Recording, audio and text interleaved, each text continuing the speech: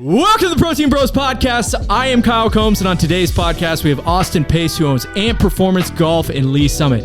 If you are a golfer and you're sitting there and you're like, man, I'm so tired of slicing the ball, Austin is the guy to go talk to. We talk everything about owning a gym, making bad business decisions, and niching down into a specific demographic. It was an awesome conversation. I know you guys are going to love it, so let's get to the podcast.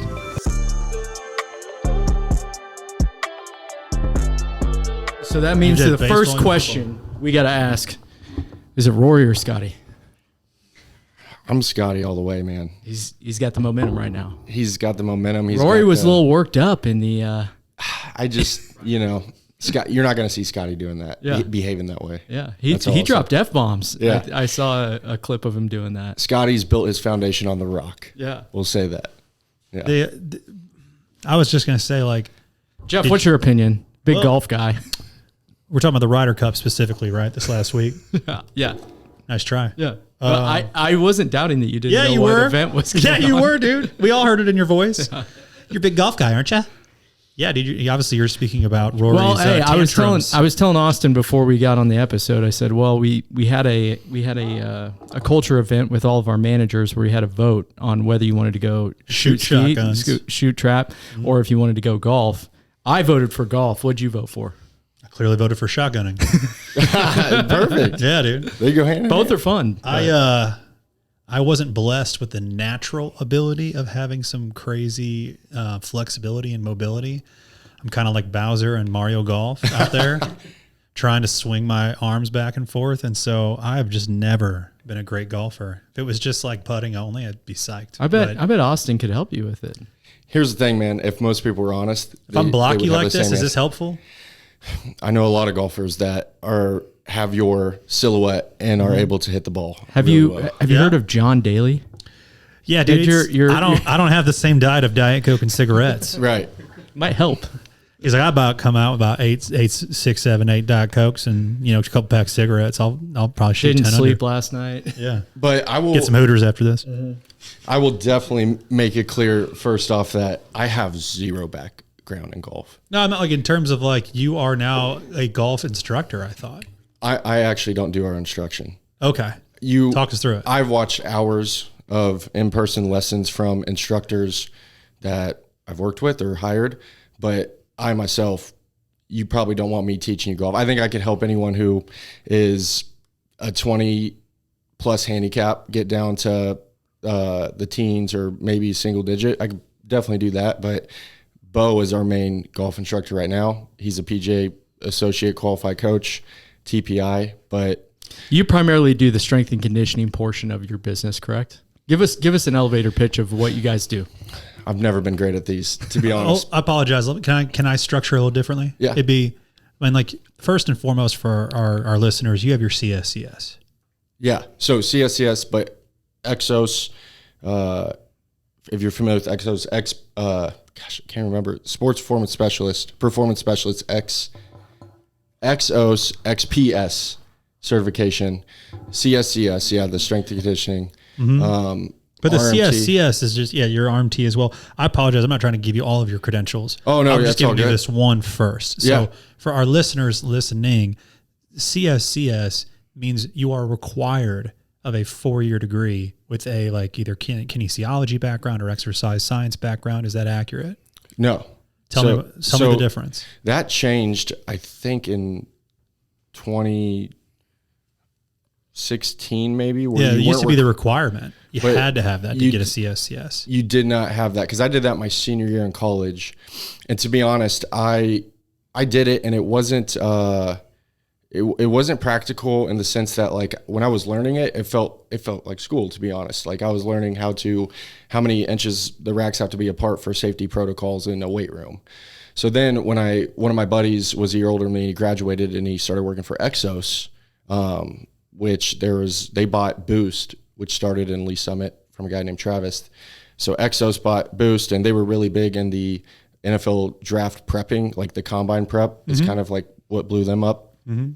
And then my buddy Drew Locke, being around him and being at the draft, I'm meeting coaches and trainers that were a part of Exos. So then to me, it was like, that's a good idea. That's going to be the first one I go all in with. And I did the Exos Performance Specialist certification. But I loved learning that because basically every seminar, every course that I did as I was studying for the test, I was immediately able to go test things and start applying things with the athletes I was working with at the time. And this was all before I opened AMP too. So, and then what's that was it RMT? I'm sorry. RMT, so this is actually kind of a cool story. You guys know what a Bosu ball is. Yeah. Everyone knows what a Bosu ball is. It's the half dome blue shape ball. Well, the guy who invented it, his name is David Weck. Again, this was maybe 3 years ago, early when I opened the gym. I don't know how I connected with him, but basically I got on a FaceTime call with David Weck, who invented it, and he was like, hey, I have these other products. I see that you're training golfers, and he has RMT clubs, an RMT rope, all these training modalities. They're basically just training modalities. And I have a certification that goes with it to teach you the biomechanics of how to use it. And he's got like coiling core techniques, all these unique techniques. I was like, you know what? I'm going to be training some golfers. I want to learn something unique. And I dove into that with him, and that was awesome. That was very fun. The biomechanics part of that certification was very unique. But yeah, it's very much centered around using those training modalities. So I don't 100% program people with RMT because you kind of have to use the RMT equipment, which is kind of the caveat. But it was really cool. Taught me a new, different perspective on movement, and especially RMT stands for rotational movement training. So that's basically the foundation of it, is everything's rotation, is nice. What he would say. You mentioned Drew Lock in there, subtle flex, by the way. Yeah. You can't just skip over the fact that I want to say Drew Lock was a first-round draft pick. Yeah, Drew was first round. And here's the thing. I bring him up anytime. I've done a couple podcasts. He is truly my best friend. And if I ever have a chance to speak highly of him as who his character is and how much I love his family, I will always do it. So he is my best friend. Hell yeah. And I'm glad to hear that. He's a hell of an athlete. He's a hometown boy. Obviously went to Mizzou. Yeah. Right? Went to Mizzou. So dude, what team is he on now? He's in Seattle. That's right. Playing for the Seahawks. That's right. Yep. That's what I thought. I was like, and last year was he at the Giants? He was at the Giants last year. Okay. And then year before that, he was at Seattle. Best Seattle looks pretty good this year. Known for a lot of things, but most recently, my reason why I love him the most is just the meme that always goes around of him hitting was it Young Jock or Young Jeezy? I think it's Young Jeezy. Young Jeezy, yeah. Yes. Have you ever seen Drew Lock rapping Young Jeezy? No. I put on. Luke, could you help me? Yeah, put on. There's a Young Jock one though too. Is there? It's going down. Going down. Yeah. Look at him right here, Kyle. Oh yeah, this is good. They post it every year. I mean, I think that's going to be a timeless meme. Nothing better, dude. We've all been him in that moment. Yes. To that song specifically. Yeah. And the funny thing is, knowing Drew, like he is 100% thinking about Lee Summit, Missouri when he is doing that right there. That's awesome, dude. I love that. So you get done, walk me through. So you actually went to the draft process or to the draft training process. I'm sorry. I don't want to. You got to expose to it. I just want to see what was it like being around these high end, these high caliber athletes doing these kind of things. Oh, well, if I even back up before that, I'm glad I was best friends with Drew growing up, because it was pretty apparent to me that I was not going to be that caliber of an athlete myself. So not saying that I'm a believer that you can strive for whatever it is and make it if you are willing to work hard enough and long enough for it. So I think that if I really wanted to, I could have stayed playing football and seen how far I could have went. But without it crushing my spirit, I was pretty happy to know that I know I'm not going to be that guy. I know that I'm not going to make it that far. Chances are pretty low. So instead of going to college to play football, I went in initially thinking I was going to do physical therapy school.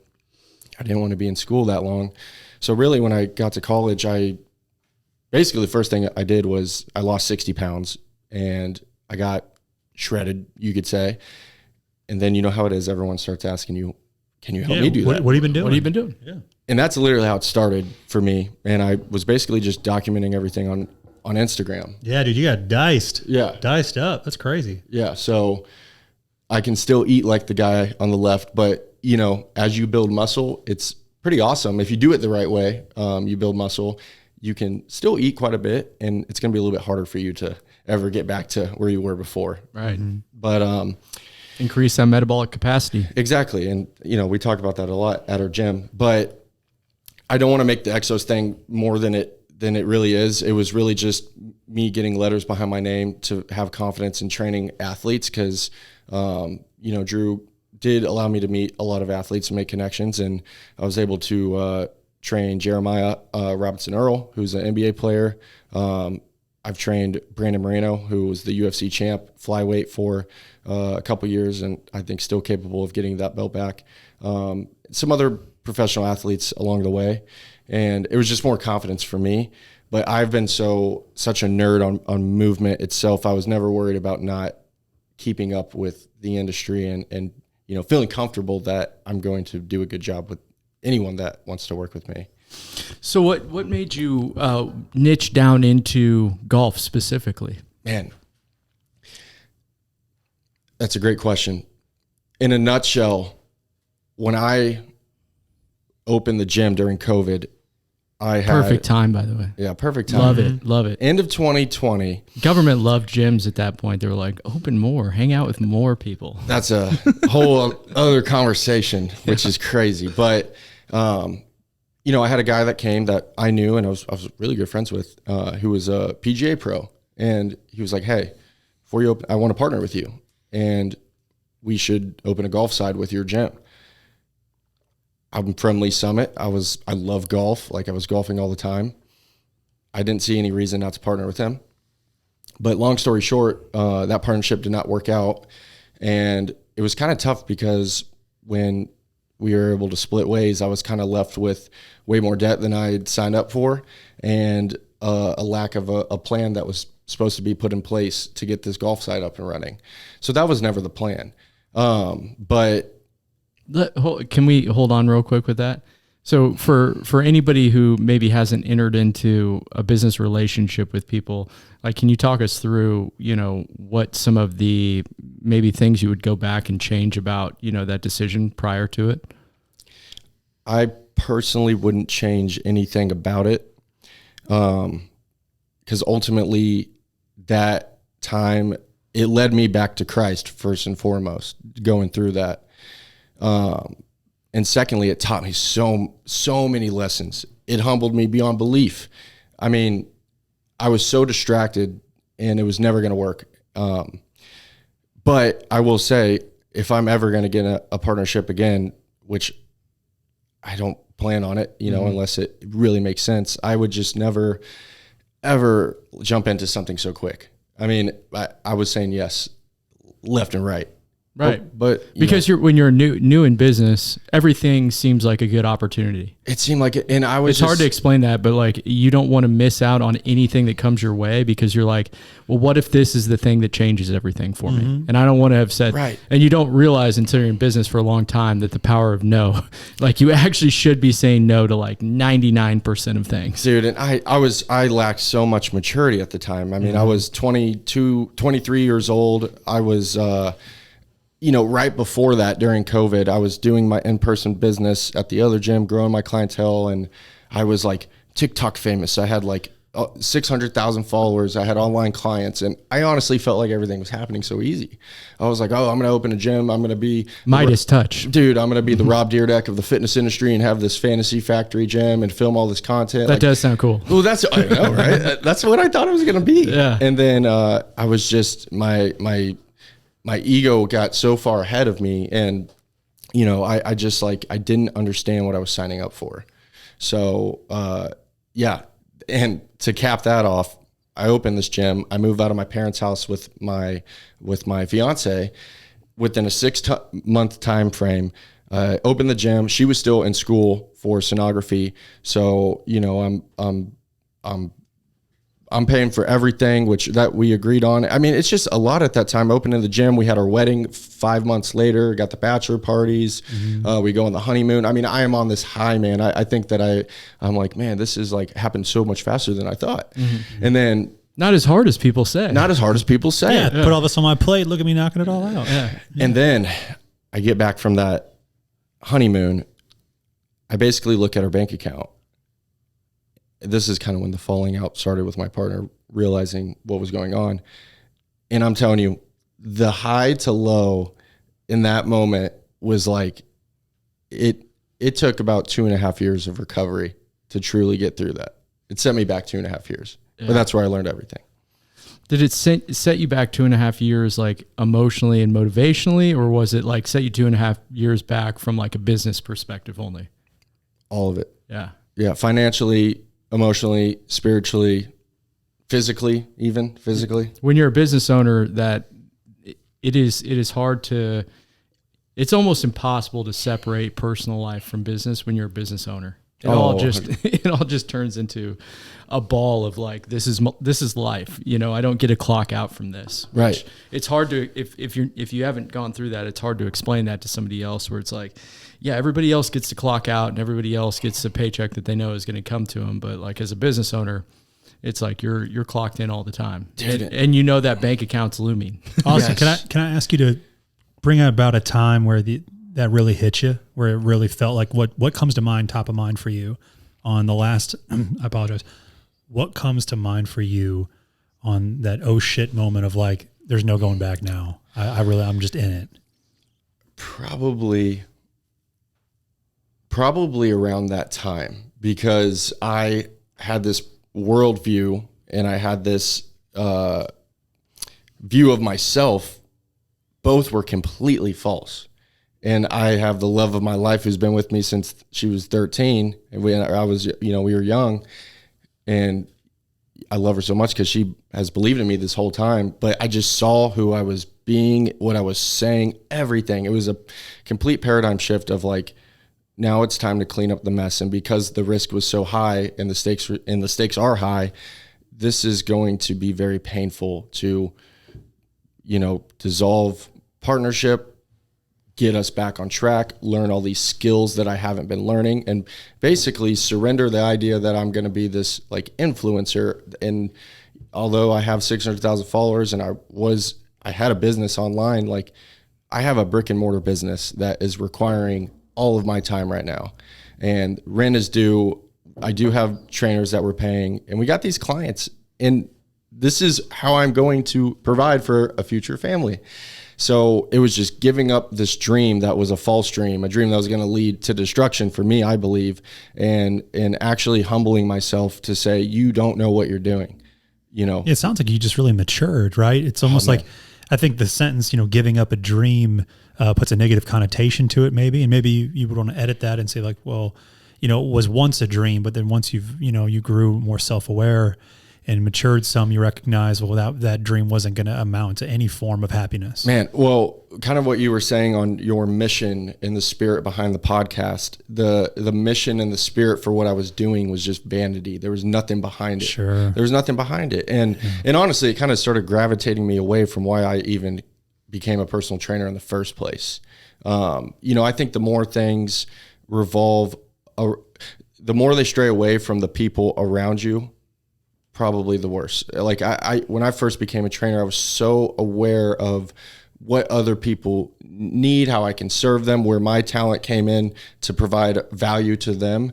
And it just started becoming less and less in that. And I was realizing that, all right, this culture that I want and the service I want, like I'm not building it on a foundation that actually has meaning behind it and can really impact people's lives. I had to get back to that, and it had to slash out everything that was more just not that, basically. So social media, it can catch you in a loop where you start getting, recognition for certain things, and then you're continuously putting out more content of that certain thing, and you're trying to do it for people that you don't know. Back to what you were just saying, you're doing it for an audience that is never going to walk into your gym. A big reason I also opened the gym is I was like, I love this industry. I want to be in this industry. For 2 years, I was doing 8 to 10 training sessions 5 days a week. I was pretty aware that like, I can't, you're making great money if you're a personal trainer working that much, but I knew I can sustain it, like at least beyond my 20s probably, or have time. So, I was like, I want to be a business owner is what I want to be. And, I had to, at that moment, fast forward, coming back from the having all this, oh crap moment, I had to realize that I'm not a trainer anymore. I am a business owner, and I had a team, and I needed to lead them. I needed to gain every skill that I did not have, and it was back to school in the real world from that moment on. And yeah, it took about 2.5 years to catch up for, I think, the 6 months of the disaster that was created. Mm-hmm. But yeah, it's funny how, things that seem on the surface like this is a disaster can be a blessing, because it's like, if you don't go through that and you keep going the way that you were, going previously, and it's just a slower decline. Well, now 5-10 years down the road, and you don't have the skills that you acquired when you kind of everything crashed and burned for you. Right. And, this is why I love the Bible. This is why I do believe it led me back to Christ, because everything that the Bible teaches, this was my ultimate self-help book getting me through it, to be honest, because I had to understand that, Jesus is with you in the suffering. And as long as I had him as my companion, I could have joy in the suffering. And even when I had a downgrade and, we couldn't live in the apartment anymore, we thank God for my in-laws, because we moved into there for 2 years. And, my wife is willing to just eat this dirt with me, and she's working her butt off, she's doing on call. It's all these things. And, as a man, that can be very difficult to accept that you are not the provider, that you are not where you at least believe you should be by now. But it was a constant battle of walking this walk with Jesus, actually getting back to the church, how I grew up, and devoting my life, laying down my life, but devoting it for the things that actually mattered. And it has been a build back that has led AMP to kind of where it's at today. And I know we'll talk about that a little bit more, but, dude, that's such a blessing to go through, though, with your, significant other, man. It is probably so close, man. You gotta go through. It's a true blessing when you have somebody that's willing to go through that with you. And I know as a man, you always want to provide for, your wife, provide for your fiance, but you also, it's good to know that you have somebody in your foxhole, and that like, I can lose everything and we can go back to square one, and I'm going to have her, and then I'm also going to have my faith, which it's like, if you have those two things, it's like, you can kind of build back from anywhere at that point. And, even when things circumstantially weren't well in the business or anything, that a man who's found a wife has found a good thing, has found favor with the Lord. That just reminds me that I am blessed, and she is my evidence of God and Jesus being in my life, and just together, two is stronger than one for sure. And she believes in me, and we've been able, just equally as important as the team that you put yourself around. You guys have an awesome group of guys here. I've been able to tell that from the moment I walked in, and we have that now at AMP, and it's that's why we're really thriving right now and growing, I believe. How are those experiences that you've gone through, and this level of intimacy that you've been able to gain with your wife, this level of depth in your relationship, bringing it closer? How has that transitioned into how you've been able to lead your team at AMP? Oh man, because I've been with her for so long, I think that I've always felt like I've led with my heart, which can definitely make you rush into things, or I have a little bit more of a guard up now. And I understand I have to be a boss and I have to set boundaries, which that's a struggle for me for sure, because I give everyone the benefit of the doubt. And, but no, I think that I just try to treat people how I would want to be treated. And I think that's really my philosophy more than anything else. But I'm also very competitive, and I want our team to win. I knew I wasn't going to play in the NFL per se. So I wanted to at least do something that I feel like I could work my way up to the top. That's always been something that was in me. And to be honest with you, that is why I kept the golf. When I was left with this golf side, and I was supposed to have a guy who he was going to run that side and grow it, I was going to run the gym side and grow it. I had a lot of people around me telling me, don't keep the golf. You have no background in golf. This isn't what your original plan was. And I had to really pray on that and try to discern, were they right? Or, but I did. I believed in myself that if I got the right people in place, I could use my skills to make people know about us and actually like do something in this industry that I think it needs. And it's to help golfers move better and play better and have more fun with the game. So what would you say the main issue that people have from like a balance or muscular imbalance issue when it comes to wanting to get better at golf? That's a great question. And it's kind of broad, but what's the main issue that you see people come in with that you know that they need to work on? They don't understand what they're trying to do. Like, it's a lack of body I would just be like, I want to hit the ball farther. Okay, so then I would be like, okay, set up. Tell me, what are you trying to do? Yeah. Like, what is your move? Athletically, 350 yards. Depending on the person, I'd be like, well, a new club fitting may give you 10, but we're going to have to get in the gym. But yeah, the motion of a golf swing is so fascinating to me. Yeah. Like, I've watched thousands of hours. It's the hardest thing to do athletically, I think. Oh, it's mesmerizing. Yeah. But walk me through, because I don't know how to swing a golf club. And so I would tell you, like, I'm trying to hit it farther, and most specifically, trying to learn how to hit it straight and consistently straight. Yeah. And the other thing I would say is that, like, a lot of the time when I swing, everybody's like, just keep your eye on the ball. And somehow I always find myself like, keep your head down, topping it, like just clipping over the top of it somehow. And I'm like, man, anything else, like you're playing baseball, hockey, it's like I don't have nearly the amount of issue and struggle that I have with golf. So the answer is it depends. But my disclaimer is I'm like a 9 handicap, but I hope Bo's definitely going to watch this. He's our instructor. The thing I've really make Bo proud here, man. Yeah, I'm going to make Coach Bo, the pro, proud. But weight shift is super important in the golf swing. A lot of people, they don't know how to shift their weight. But like, if you're going to throw a ball, if you're going to throw a Frisbee, just imagine what you do without your arms. Like, people can kind of pick up that motion pretty quickly. There's a boom, boom. There's a shift in weight. Add that to your swing. More times than not, it will get your head out of what your arms and hands are doing. So I think most people are just trying to like think too much about it when it's like all arms and all swing. Yeah, right. Just like get athletic and dynamic with the lower half. And then as far as the upper half, I would say the second thing is like just understanding club face control. If you can play pickleball and understand how to like not shank it, just hit good shots back and forth or ping pong, it's the same thing as a golf club. It's just a little bit further away from your handle and it's a little bit smaller.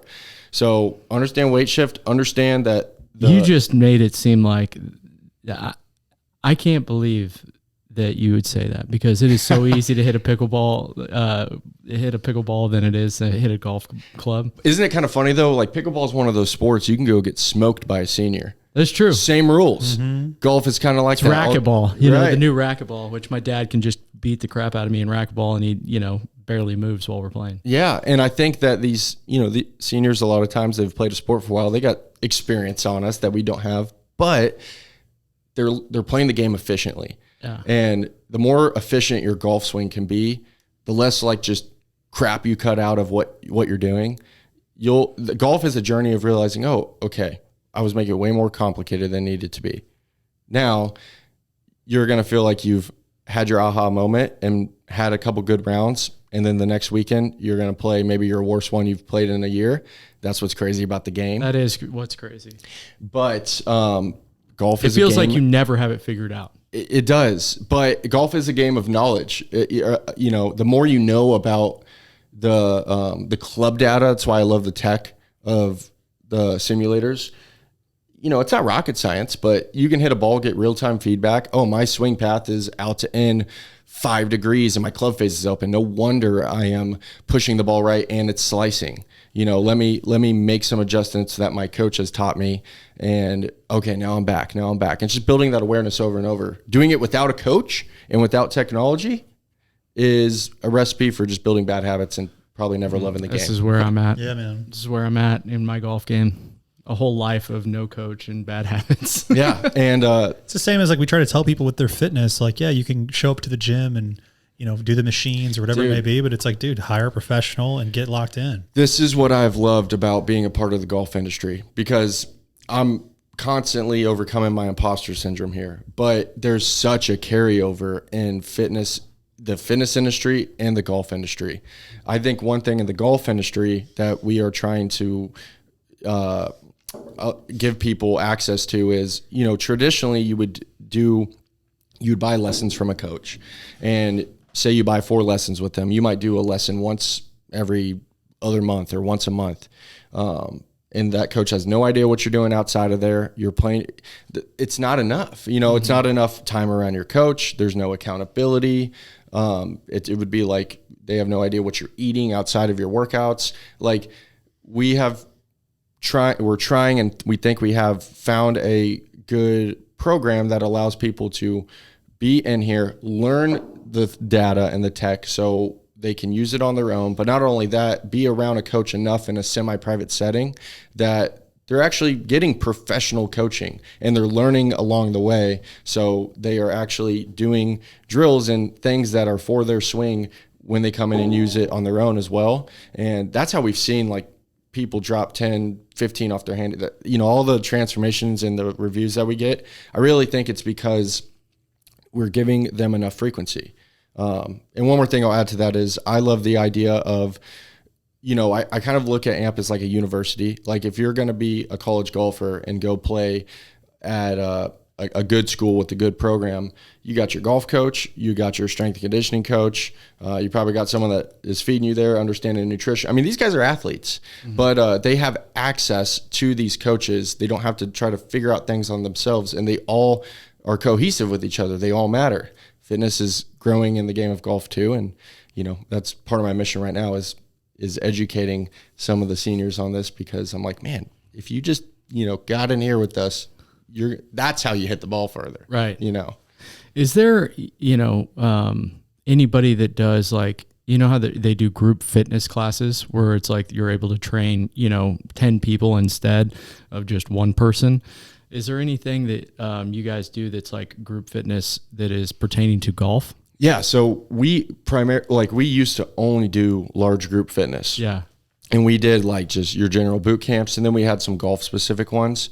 But basically we're developing this software that allows us to have individualized programming in a group setting. So like kind of the way it works now is it's personal training, but in a group of 6 to 8. Yeah. So I may have a golfer in one rack with their pad, with their custom program, while I have someone else who's just trying to lose weight, build muscle in the rack next to them with their custom program. And as the coach, squat rack, right? Squat rack. Yeah. Okay. And I can just go around and kind of monitor the room. And if, instead of doing this on pen and paper, like traditional personal training, I'm going to be coaching Gary over here for a second. And if Todd doesn't want to have to wait on me, he can look at his pad and see his individualized program, what he's got next. And I can just walk around and coach everyone. Cool. So it's efficient. Helps with efficiency. Right. You don't have to, pay. People also like working out in groups. Yeah. It keeps the group, because that was my scariest thing, getting rid of the group classes. Yeah. Everyone was like, oh no, we have an awesome community and culture here. Well, you still get that, but now it's like, the problem with the boot camp for me is like I couldn't stand in front of the class and be like, hey guys, this is how I work out. Mm-hmm. You know what I mean? Because we're doing circuits and the goal is really to make you sweat and make it fun, which is great. But like I wanted to do higher level stuff with people. It had to be personal training, but most people can't afford it. And I didn't want to get rid of the community. So we found a way to do it kind of semi-private. Are you guys primarily referral based from do you work with golf courses in the area for referrals? I would say the golf, it's swaying that way more. We do a lot of like Facebook marketing. But yeah, I would say the most of it, especially with lessons and stuff, is referral based. Do you do high school? Do high school teams come in and work with you guys? So right now, like UMKC Golf, Lee Summit West Golf, Lee Summit Golf, and Summit Christian, those schools, they'll come in and practice and use the facility for access. But part of what I'm working on right now is to be able to offer them the strength and conditioning aspect of it and get that involved with them, because they don't have that, which blows my mind. Yeah. But I'm working on that right now and talking with the coaches, because that's like my next goal. 2026, that's like my main goal.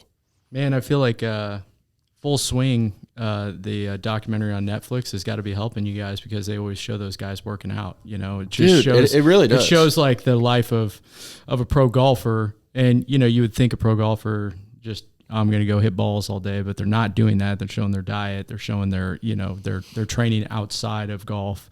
I think it opens people's eyes to like how the top level guys are actually doing things. Yeah. And even before we had the golf side, our slogan was always train like an athlete, right. You know, and AMP is athletic movement and performance. And it absolutely aligns with what we're trying to do on the golf side. You know, other golf places are going to be more your entertainment and bar and food, which is great. Like, you need those. That gets a lot of people to just go out and have fun who may not play outside. But like, we definitely want to be a place that we're like, hey, we got to turn you into an athlete. Let's develop your athleticism. You're going to get the technical coaching on our golf side with the tech and having a professional coach. This is how you build your game. Right. Right. In the, it's one of those activities that's expensive enough that if you're going to do it often, it's probably worth investing in doing it well. For sure. And like, we have people that they may not do our big, long programs, but even just working with us for 3 months, if you're shooting like in the hundreds, we can get you shooting high 80s, low 90s. We've seen even crazier transformations, but, it makes the game more fun. Like, right. You're going to have more fun as you're getting better at anything. Yes, I agree. I agree, man. Tell me about this, man. Austin, you've had how many trainers work with you in your facility? And are they 1099 employees? Or are they doing their own thing? Or are they an extension of the business?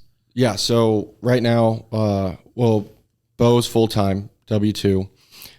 I've actually switched back and forth like 4 times now, but the coaches are W-2 part-time. And then there's 2 trainers that are 1099, just kind of rent space. And I was going to ask is like, you know, when you were just getting started as a business owner, which model did you start with and which one do you prefer now? Well, I've switched my model like once a year, but this is the last big switch that we've recently made. But yeah, I think that I went into it thinking I was going to have a bunch of coaches kind of growing their own thing and pay rent. And that's a classic thought process, I think, for a lot of people when they start a gym. And so it is, because that's how I did it. Sure. You know what I mean? And the reason why I bring all this up, though, man, is what I would like for you to help us with our listeners, talking to them specifically. Yeah. You know, what challenges are you going to face when you have a 1099 versus a W-2? And there are some phenomenal ones out there, right, that are 1099 employees that are using their facility and they're, you know, self-starters and doers. And there's others that, you know, maybe you need to hold their hand more, but just kind of walk us through kind of the challenges between the two and why you feel like the W-2 is more of the way for you moving forward. Yeah, I think it definitely depends on what you're trying to build. You know, I really want to lead a team. I want to be able to give them a career in this industry. This industry is not easy. You know, if you're looking to be a business owner and be a millionaire, it's possible with the gym, but you know, the more boring the industry, probably the better chance I'm not going to say easy, but the more chance there probably is to become a millionaire in a different industry. So you got to love it for sure. But I think, you know, the model that was not working for what I wanted was, the 1099, and kind of like nothing seemed to be in-house. There was really no culture that could be built. You didn't really have a reason to build an operation with systems. Your mind wasn't thinking about scaling because it really didn't need to. You were kind of the only one there working on your business when everyone else is doing their own thing. So I just think that it was scary, because I knew if I was going to do W-2 and really switch to this, it is going to be more expensive. Now, like, you gotta meet payroll. You know, you gotta pay your employees and you gotta train them. You gotta have a model that is going to scale and that is going to work, so we can all win together.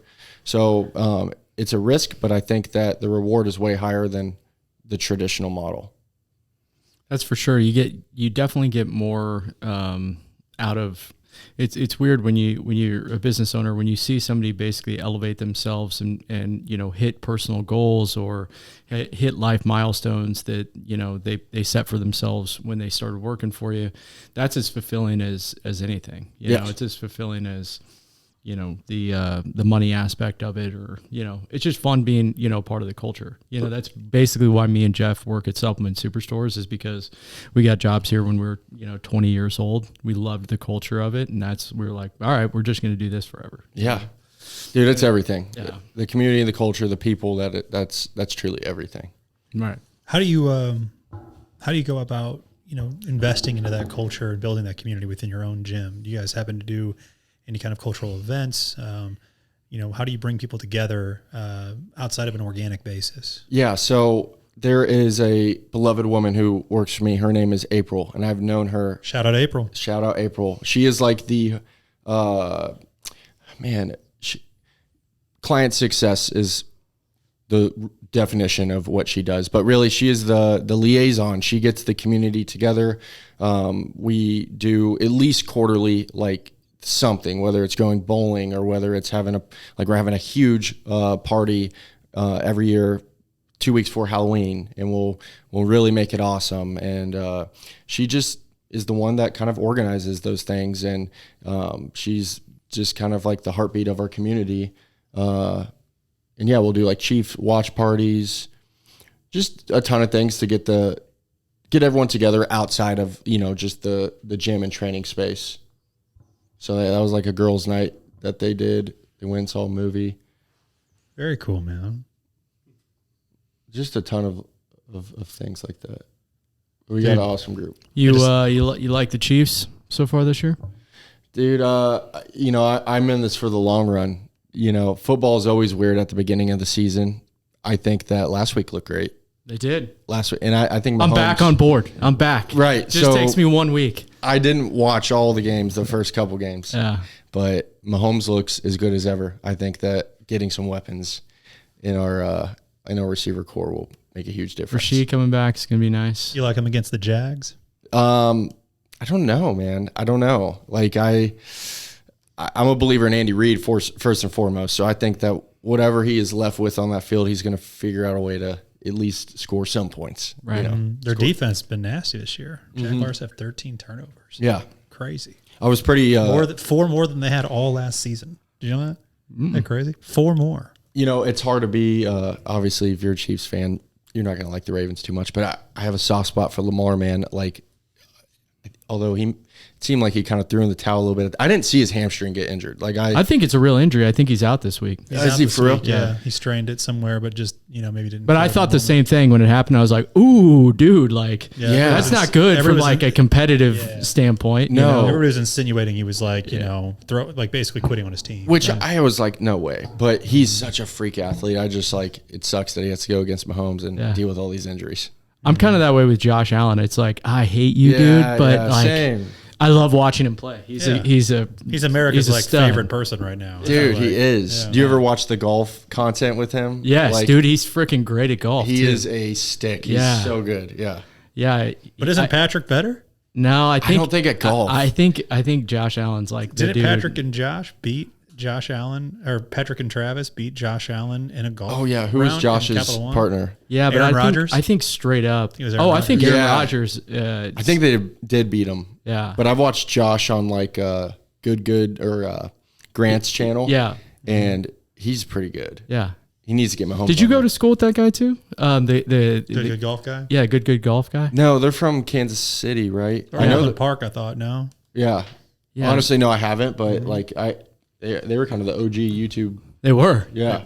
They're completely massive channel now. I think that's also what's blown up golf, because when I'm around these high school golfers, I'm like, dude, like when I was in high school, I didn't play golf. A lot of the best athletes weren't even thinking about golf. Yeah, no one even thought about it. We played baseball or ran track. So I'm like, is it like that now? He's like, dude, everyone's talking about golf. We have kids that play football playing golf now. And I'm like, why is that? We love watching good. We love watching these. It just brought them closer to the athletes, and I mean, it's made golf cool. Channel's so good. I mean, he posts some really good content.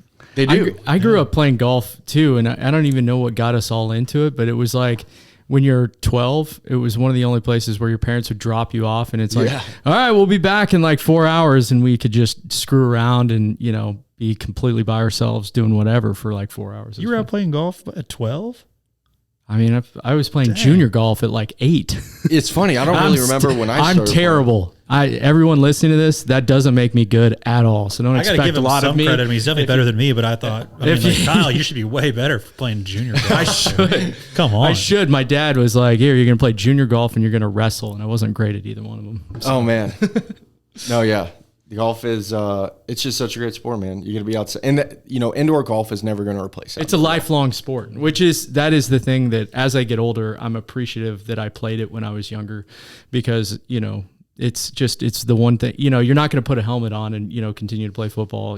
One of the things I hear all the time is we meet guys in, banking industry, real estate. They're like, hey, I'm here because I am bringing some clients out in a couple weeks and I'm tired of being the worst one. Yeah. Like that is honestly probably one of the most top 2 things that we hear of why people are here wanting to get better. Right. And dude, I mean, when you get up on a tee box on the first hole on a tee box and you're golfing with guys you haven't golfed with before and it's like there's 2 other groups behind you waiting. That is what else gives the you most nerve-wracking point. I think the second thing that might be the same feeling is when you're at the wedding and there's the circle and like you almost feel like you're having to be the one to go in the middle. It's like, no, I'm not meant for this moment. You're like, dude, this is too big for me. That's how I feel when I'm first tee off and there's groups waiting behind us. I'm like, ah. And guess what? What do you do? I'm going to shank it. To get yourself in the right mindset at those weddings to go in that circle and dance, what does it require? Probably enough drinks. Yeah, that's true. People do the same thing at the golf course. That is true. You know what I mean? You can't, the golf game though, it's a very touchy subject. You can have like 1 beer and you're like, all right, now I'm relaxed. I'm playing a little bit better. But if you go into like the 4 beer range, now Diminishing you are return. Terrible. Diminishing return. It gets really bad. It gets really bad. You mentioned earlier, Austin, the indoor golf will never replace outdoor golf. Yeah. Tell me about these like leagues and events that you've done with the indoor, with the simulator and how that kind of works. And, is it the same crowd that loves outdoor golf too, or is there people that really just prefer indoor golf? Yeah. So the leagues is probably the most popular thing that we do, especially the winter league. It'll never replace outdoor golf, but the seasonality of it, if you live in Kansas City or Missouri, is you're probably not going to play for 4 months out of the year. I don't like playing when it's below 50, really. It's like November through February. I know some psychopaths that will go all year long, but I'm not one of them. Mm-hmm. But so the thing is, depending on the sim tech, we use Foresight and GS Pro. I mean, it's very realistic. Like, it is a game, but as far as the club data and what's happening, the same thing's going to be happening outside.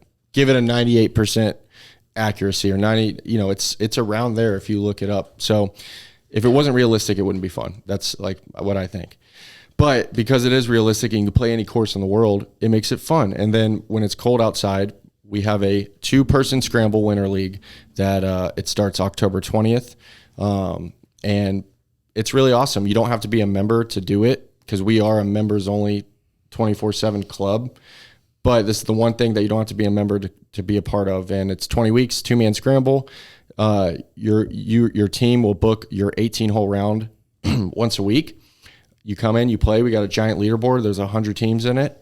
And this year I'm pretty pumped about it because we're kind of doing it like FedEx Cup. So like the first 15 weeks is like a regular season. You're accumulating all these points, your flights. Okay, you said something at the beginning of this podcast. You asked me Tiger or... I said Rory or Scotty. Rory or Scotty. Okay, so we have 2 flights. And we didn't want to hurt people's feelings. So it's Flight Scotty and Flight Tiger. Nice. Which one do you think's the Flight A, Flight B? I mean, Tiger better be Flight A. I honestly got to ask Bo. I can't remember what he said. Yeah. But yeah, so we got flight. You're in one of 2 flights. And then basically you're doing this regular season. And then after week 15, it's like a March Madness style double elimination bracket leading all the way up to the winner. But 100 teams, 2-man scramble. You play golf all winter long, basically, once a week. That's cool. Man, I like that. I need to pick up golf, dude. I've been telling you should pick up golf, man. I've been playing disc golf for the last 15 years, Austin. What you know about disc golf? Dude, I got some buddies who are into disc golf. I actually know I would like it if I went and did it. Mm-hmm. It is fun.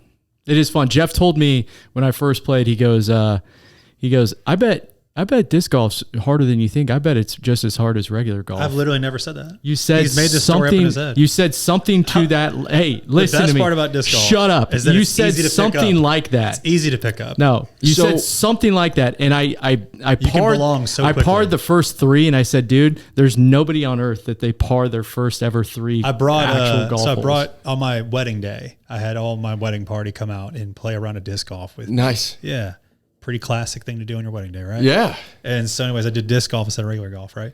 And so, anyways, I have them out, and I brought them all to like a place where imagine being like a par 3 course, Okay. and you're like, everybody can belong here pretty quick. Like you're not gonna like hold up everybody because you're so bad or new or whatever. Is it actually like par 3? Is that Yeah, how- they're all par 3. But Okay. they're also like 220 foot long holes, which a standard hole is like 350. Oh, so it's very similar to golf. Yeah. Okay. So I'm got like it. going out to a golf course where they're 220 foot holes, like really easy. Yeah. And so he's like, yeah, I parred all of the first 3. I'm like, well, no shit. That was the goal. I actually curated this whole experience to make you enjoy it. So how many different discs would you actually use for a par 3? Great question.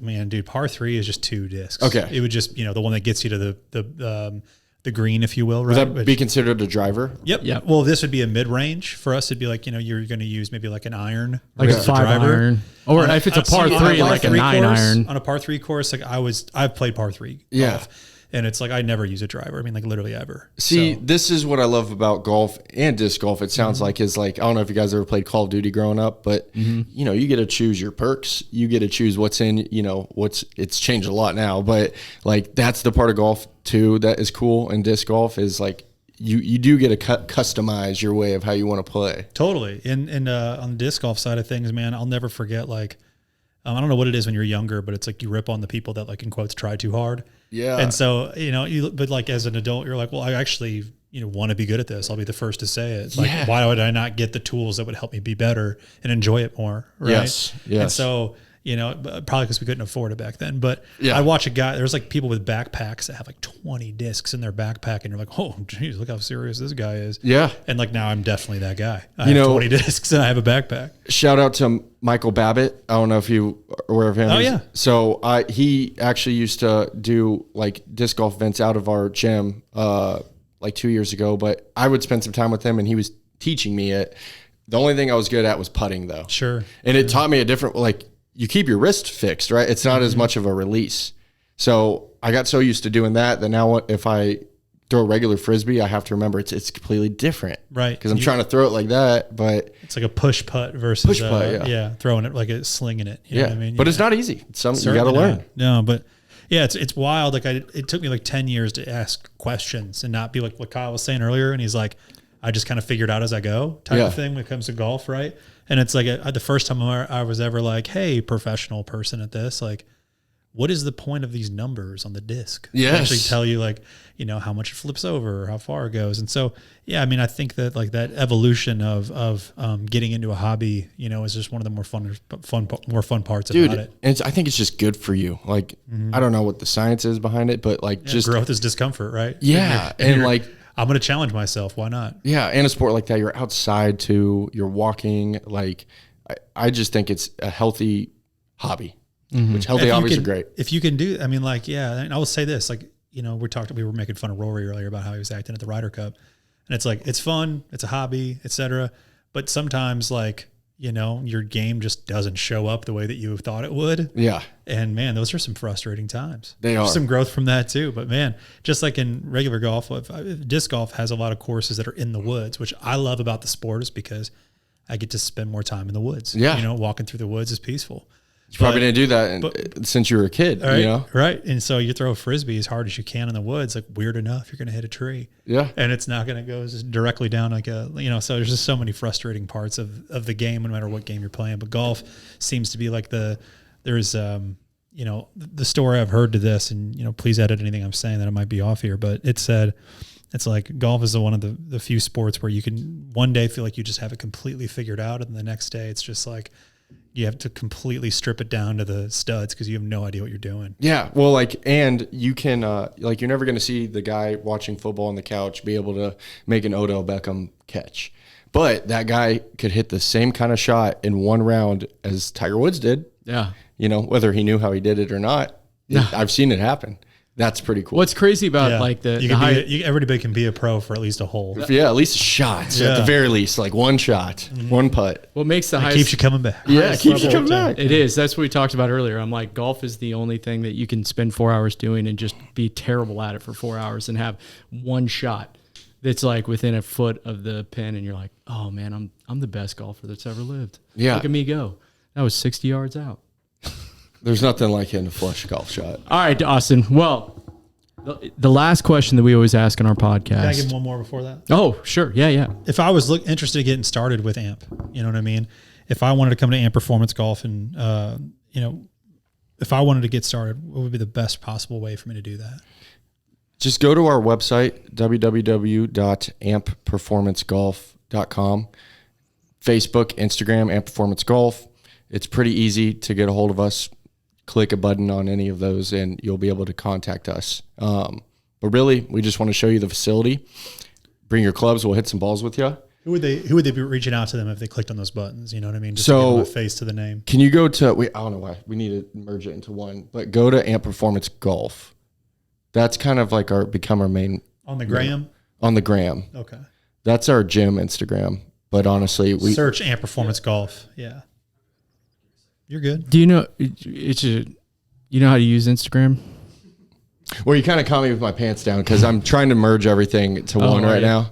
So, but yeah, if you go on there and you just click, the bio link, I've actually never been one to. Yeah, go to our website and, request information. You can call us and you'll be able to get a hold of us pretty easy.